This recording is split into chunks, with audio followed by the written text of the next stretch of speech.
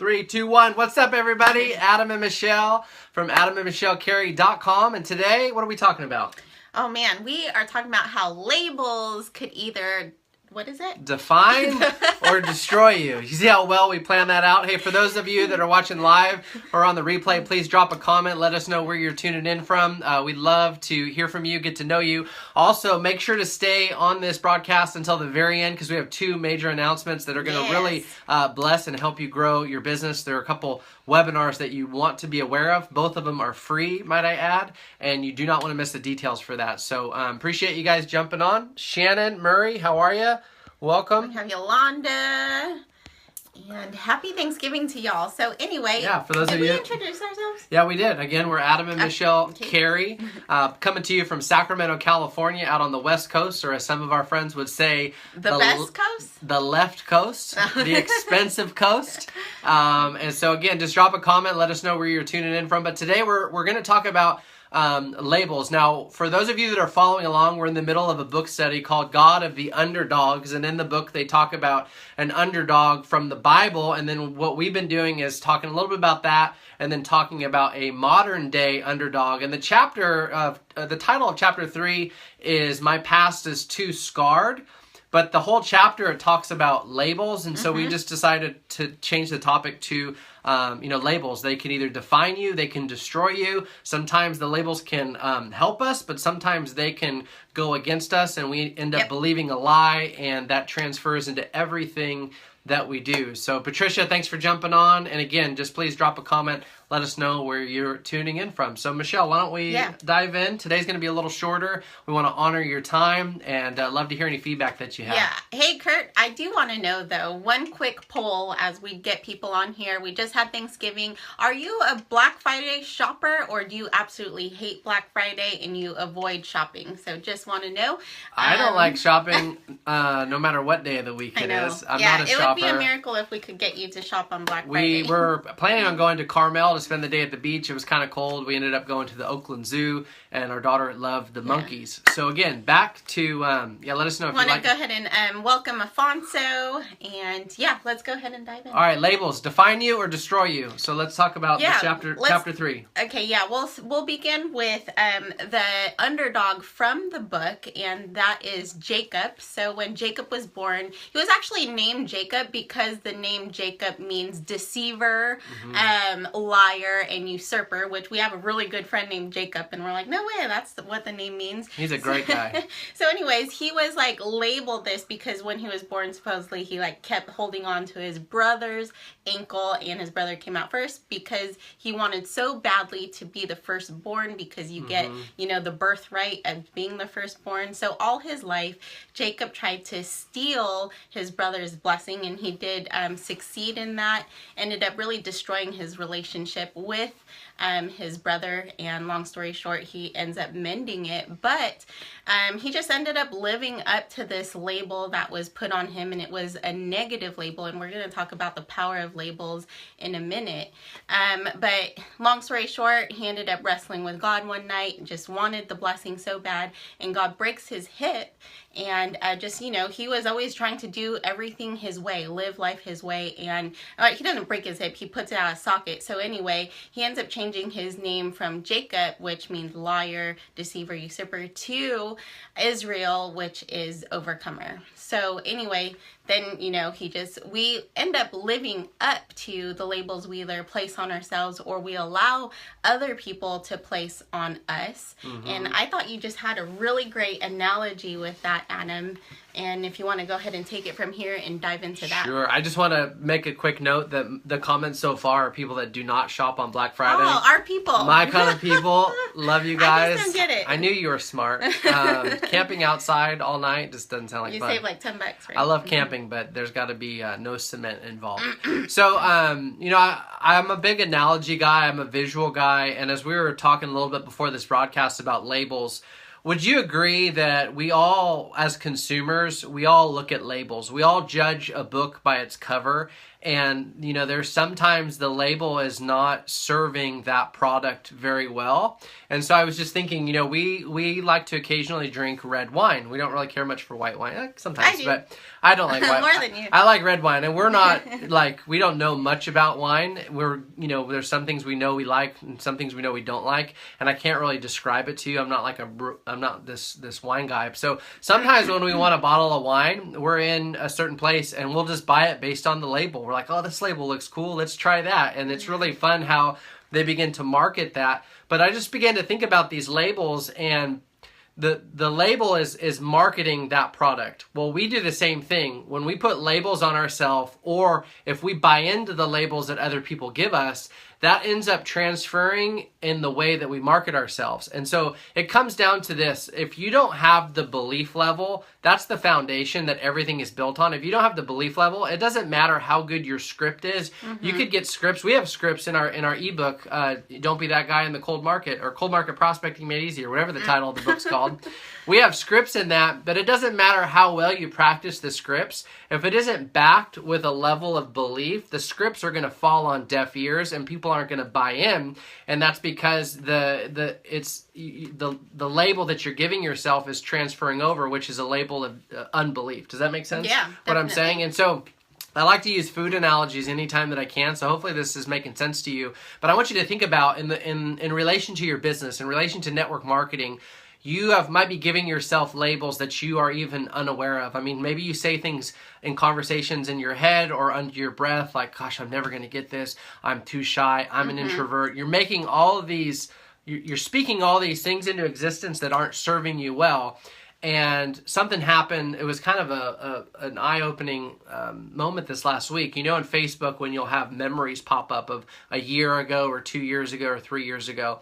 And I was looking through some pictures on Facebook, and I noticed this picture that we took a couple years ago. And as a joke, I posted it, and I said, if we ever co-author a book, this is going to be our photo. Our photo on the back of the book that talks about the author. We had no writing a book was nowhere on our radar.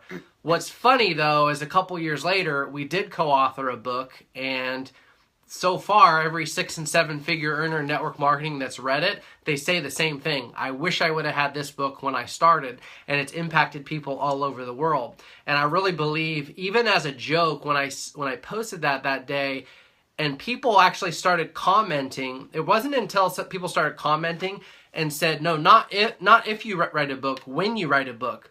And that planted something inside of me that was like, okay, when? Like, okay, these people actually might be interested in a book. We could write a book. Yeah. Like, why can't we write a book?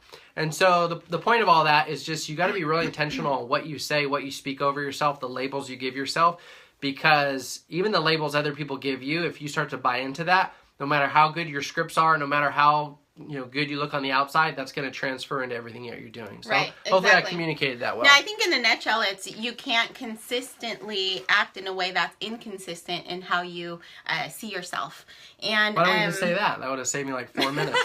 Yeah, but I thought that was a great analogy, and it just made me think of two things. One, I thought of it earlier, and two, I just thought of this when you were talking about that analogy, is when we started out in network marketing, we used to label ourselves too young. Yes. Like, we used to say, man, I'm too young. How are people going to listen to me about business? And if you have young people on your team and they're not on this live broadcast, go ahead and click share and just say, hey, young people, you should listen to this. But anyway, can I share on that for a minute, or were you going to speak on that? I was going to, but you could share what you want. Go for it. I just wanted to make sure we didn't skip over that. Yeah, so you could dive in if I miss out on anything. But anyway, so we are just labeling ourselves like, I'm too young. I don't have the credibility. I've never been successful before. And we really allowed that to be a barrier for ourselves. Who's going to listen to us? Right, exactly. A self-imposed barrier, especially because we are going after successful business owners. Like, it was super intimidating to place yourselves in a place where, okay,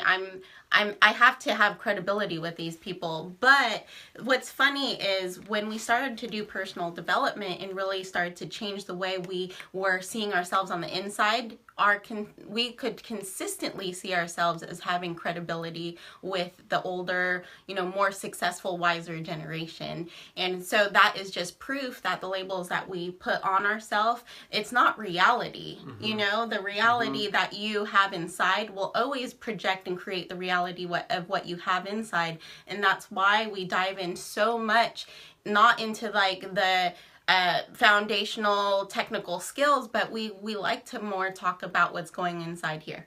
All I was going to say relating to that was, when that stopped becoming an issue is when we no longer allowed it to be an issue. Yeah. Like, the issue wasn't that we were too young. The issue was in our thinking and in our belief. And when our belief and our thinking changed, that's when the age thing became, irrelevant. And part of that was actually, getting, and I say this with a grain of salt because I think we do need to showcase lifestyle.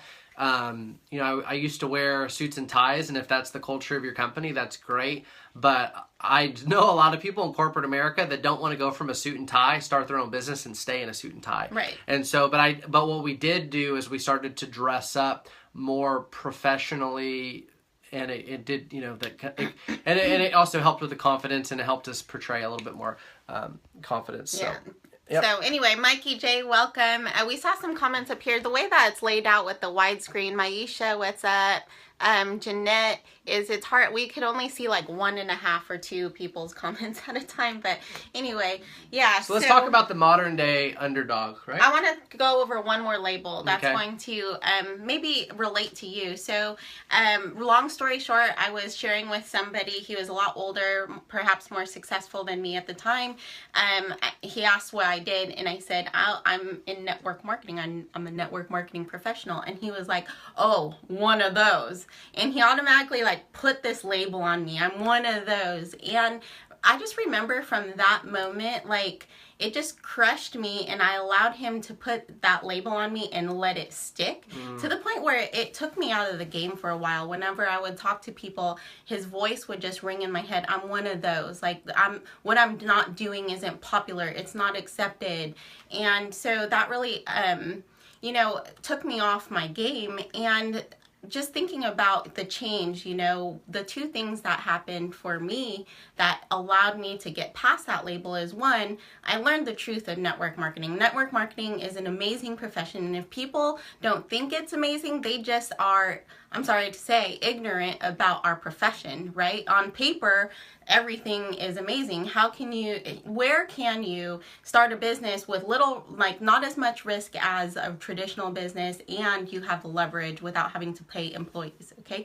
So, and then the second area is I started to know the truth of myself. You see, when you know yourself and you're grounded in yourself and your identity, the labels that people start to throw at you start to slip off. It's almost like Teflon, right? So the more you're grounded in your own identity, that stuff doesn't bother you anymore. So people could say whatever they want, and it's like, well, you could have your opinion, but I know who I am. Good word. Keep going. All right, so let's move on to the modern day underdog. And if you're new, if this is your very first video that you're watching in this series, the way we do it is I'm going to list off some facts of this person, and you could put in your guess. Okay. And so far, like we've done, this is our 3rd one. Y'all have been really good at guessing. You guys have been up on your personal development, and that is great. So, I think a lot of people are going to get this one. Yeah. You have to. Because this guy, I'm going to say, can I say it's a guy? Yeah. Because I already did. This guy has probably had an impact on all of you, and I'm sure you've all heard him either live or on video or audio or something like that. Yeah, and we'll also post one of his videos in our private Facebook page, and if you're not a part of our private Facebook page, we'll also post the link. So who is the modern day underdog that had potentially the wrong labels that he was able to get away from? Okay, so the labels that were put on him is dumb twin. And remember, if you know, just put the name in the comment section. Educably mentally retarded. He was labeled as mentally retarded, and others called him the dumb twin. Yeah, he was broke, sleeping on the floor of his office. This is when he became an adult. One teacher, though, when he was younger, broke that label off of him, and this teacher said, someone's opinion does not have to become your reality. Okay, and then now he's become one of the highest paid speakers in the world. Okay, and yes, Jeanette, you got it, it's Les Brown. We actually got to share the stage with Les a couple months ago. Yeah. Which was one of the highlights of our career. It was amazing. The same month we got to share the stage with Les, and we got to go to Atlanta to be a part of that event with John Maxwell, which we're going to speak on here in just a second. But, you know, if we would have still bought into the label that we're too young, we can't be successful, this and that, we would have never had those opportunities unless we would have peeled those labels off of us and given us new labels. And one of the ways that you do that is by renewing your mind, learning your identity, and understanding that there's, you know, of the 7 billion people on the planet, give or take a few, we've talked about this before, that every one of us are unique. And the more time we spend trying to be somebody else, we're not serving the world, because God made you in a unique way, gave you special talents and gifts. And if he wanted a duplicate of Les Brown, he would have made one. If he wanted a duplicate, does anybody know the twins' name? No. Les was meant to speak. He was meant to train. And don't screw up my examples, okay, woman? I just have one more thing on that is, you know, one teacher broke that label off of him. We all have the ability as being leaders. You all are leaders to speak life into the people that we come into contact with. Very early on in our marriage, we went to a marriage conference, which pretty much saved our marriage. We had a really rocky start. But what I learned was you need to speak life to your husband. So your husband may be here. So when you speak to him like as if he's already right here.